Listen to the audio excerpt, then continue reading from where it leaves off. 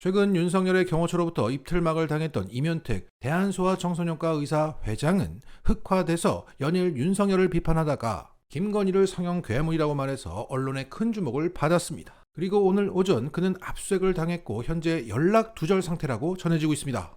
일단 좋아요 부탁드리고 유익하셨다면 구독까지 눌러주세요. 거의 3-4시간마다 한 번꼴로 윤석열을 까는 글을 올리고 갈수록 그 수위가 높아졌고 예리해졌기 때문에 그의 잠적 소식에 시민들은 중정의 부활인가 마티즈인가 우려 섞인 반응을 내놓고 있습니다. 이 잠적 직전에 그는 이런 글을 올렸습니다. 디올백 헤어는 재벌 이익 극대화다, 의료 민영화다, 돈 없으면 죽어야 한다는 소리다. 그러니까 윤석열이 의대 증원을 세게 하면서 내놓은 당근 정책을 디올백 케어라고 부르는 것이고, 그것은 건강보험료 10조 원의 혈세를 의료 재벌들에게 몰아주는 것이고 의료 민영화를 꾀하는 것이다. 결국 돈 없으면 죽으라는 소리다 라며 입틀막 당하고 압수수색 당하기 전까지는 절대 말하지 않았을 진실을 말했던 겁니다. 자, 이런 가운데 그와 함께 압수수색을 당했고 연락 두절이 되었던 주수호 의협언론홍보위원장이 긴급 기자회견을 열면서 이렇게 말했습니다. 경찰이 의협 비대위 지도부에 대한 압수수색을 자행하고 전공의 13명에게 업무 개시 명령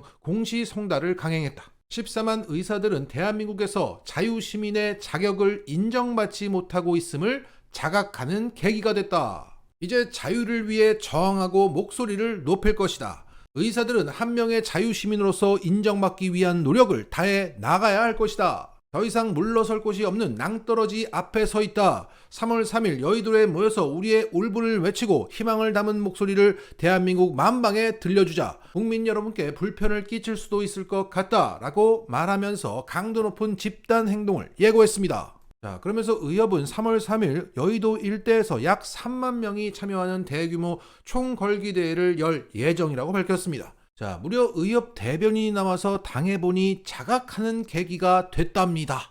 그리고 당해본이 자각하게 된 의협 간부가 또 있습니다. 함께 압수수색을 당했던 노한규 의협 간부는 과거 이렇게 말했습니다. 윤석열은 자유민주주의 수호 의지를 가진 후보다. 우리 의사들이 추구하는 가치와 일치한다.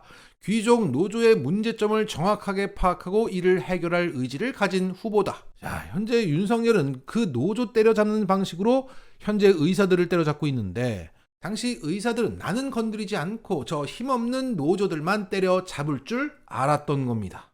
이렇게 멍청하게 말하면서 윤석열에 대한 지지 선언을 당시 했었습니다.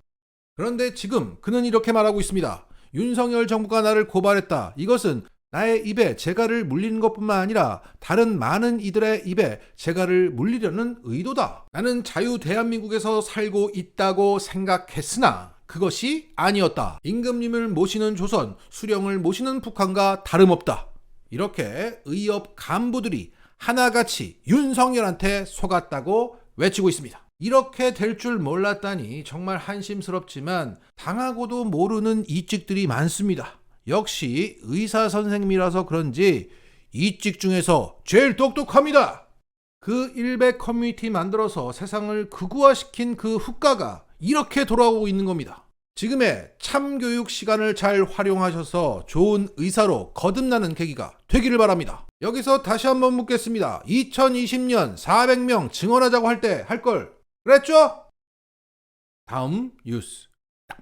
오늘 3.1절 행사 문구 논란이 크게 회자되었습니다. 자유를 향한 위대한 여정 대한민국 만세라고 적힌 문구가 세로로 읽으면 자위대가 되기 때문입니다. 여기에 많은 시민들은 용산 대통령실이 뉴라이트 사건에 찌들어 있고 극우 유튜버가 많이 들어가 있기 때문에 이것은 노린 것이고 3.1절을 모욕하려는 의도가 있다고 보고 있습니다. 하지만 억가라는 시각도 존재합니다.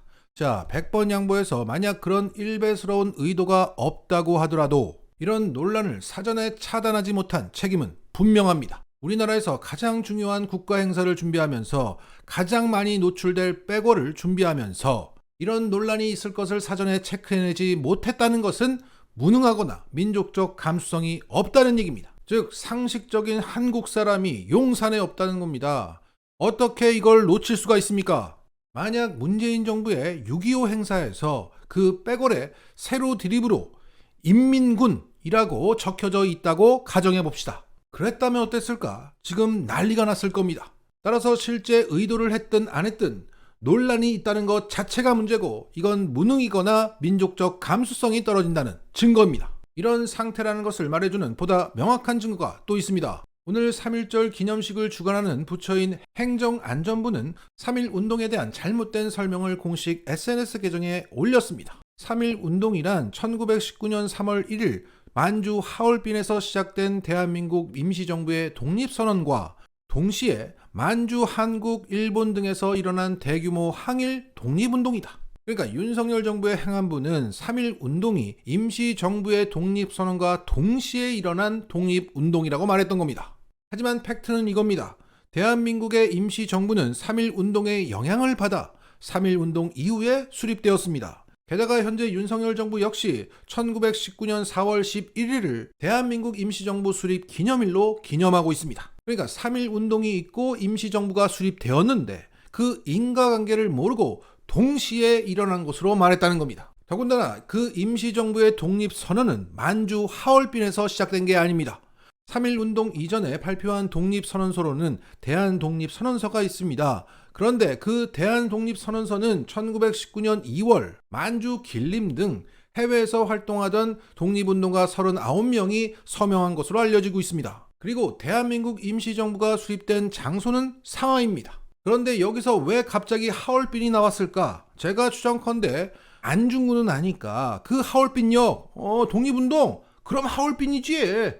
그냥 적은 겁니다. 결국 3.1운동과 임시정부 수립의 선후관계가 틀렸고 그 임시정부의 독립선언이 시작된 장소 또한 틀렸던 겁니다. 한마디로 용사는 항일 독립운동사를 모릅니다. 잘 알지도 못하고 체크하지도 않고 지들끼리 만들어서 그냥 올린다. 즉 민족사를 경시한다. 그런데 이보다 더 소름 돋는 발언을 오늘 윤석열이 했습니다. 내년 한일 수교 정상화 60주년을 계기로 보다 생산적이고 건설적인 양국관계로 한 단계 도약시켜 나아가길 기대합니다. 그리고 최근 일본의 니혼게이자 신문에 따르면 윤석열이 이렇게 말했다고 보도했습니다. 2025년이 양국의 분기점이 된다. 자, 윤석열은 내년 2025년을 거듭 강조한 겁니다. 그런데 이 2025년을 한일 관계의 분기점으로 삼고자 하는 그 열망은 한국보다 일본이 더 강하다고 합니다. 현재 일본은 2025년에 일왕의 한국 방문을 추진 중에 있고 기시다 총리뿐만 아니라 왕실 관계자 역시 2025년을 거듭 강조하고 있습니다. 여기에 오마이뉴스의 김종성 기자는 이렇게 분석합니다. 일본은 1905년 을사늑약으로 대한제국을 피보호국으로 만드는 데 성공했다. 그리고 1965년에는 식민지배 청산 없이 한국과 국교를 재개하는 데 성공했다. 그런 일본이 또다시 2025년을 생각하는 것은 을사년마다 거둔 외교적 승리에 재미를 붙였음을 보여준다. 따라서 여기에 맞장구 쳐줄 윤석열이 2023년의 강제징용 제3자 변제와는 비교도 되지 않을 엄청난 외교적 역사적 과오를 저지를 수 있다. 결국 한일 관계에서 60년마다 돌아오는 을사년의 저주가 바로 내년이라는 겁니다. 따라서 내년 을사년이 오기 전에 윤석열을 끌어내려야 합니다. 마치겠습니다.